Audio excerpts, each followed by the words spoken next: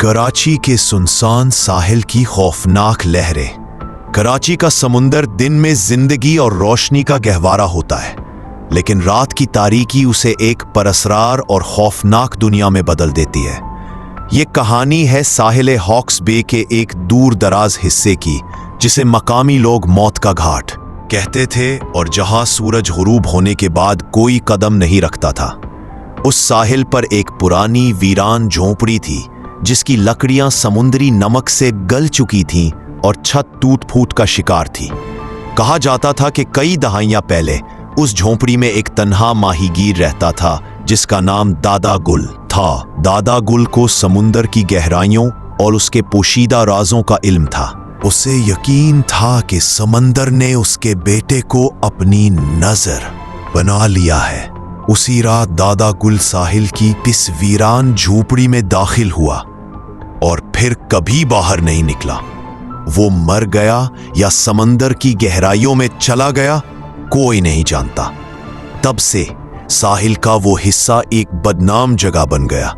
आज की कहानी का आगाज होता है जब तीन नौजवान अम्मार, बिलाल और सारा, जो शहरी लेजेंड्स और गैर मामूली वाकयात की तलाश में थे, मौत के घाट के बारे में सुनते हैं। उन्हें यकीन नहीं था कि कोई जगह इतनी खौफनाक हो सकती है।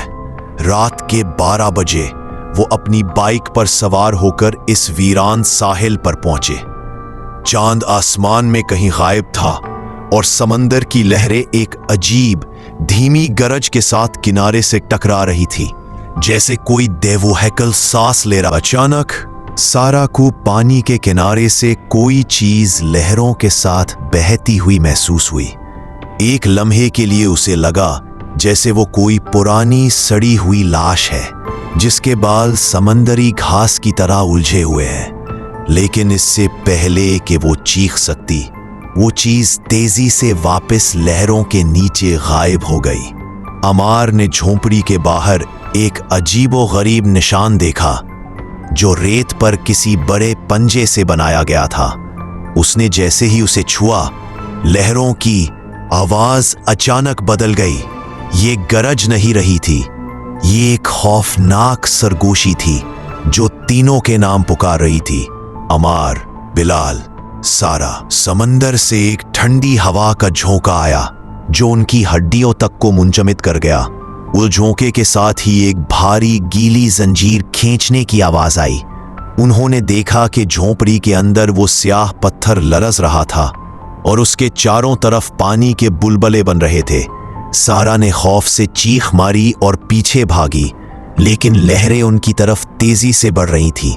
लहरें अब आम पानी नहीं लग रही थीं, वो गहरे स्याह किसी चिपकने वाले से भरे हुए चेहरे।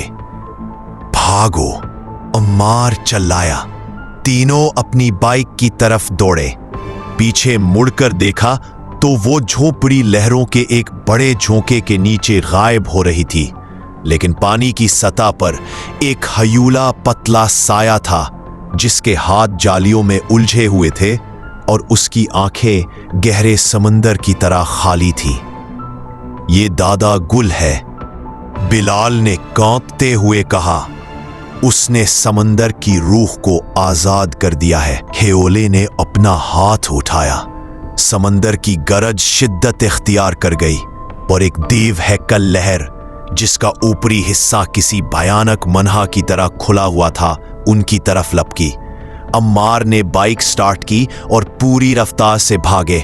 लहर उनके बिल्कुल पीछे थी। वो महसूस कर सकते थे कि समंदरी हवा अब नमक नहीं बल्कि मौत की बदबू लिए हुए है। जब वो साहिल से दूर मरकजी सड़क पर पहुंचे तो उन्होंने पीछे मुड़कर देखा। समंदर वापस, वो बच गए। लेकिन उस रात के बाद तीनों में से किसी ने भी कराची के समंदर को सिर्फ पानी का जखीरा नहीं समझा। वो जान गए थे कि कराची के समंदर की गहराइयों में कोई ऐसी चीज है जो कुर्बानी मांगती है, और रात के सन्नाटे में उसकी लहरें हमेशा किसी नए शिकार की तलाश में रहती है। मौत का घाट हमेशा इंतजार में रहता है। क्या आप कराची या किसी और जगह के बारे में कोई और कहानी सुनना चाहेंगे? तो सब्सक्राइब करें और अगली जगह का नाम एक कमेंट में बताएं।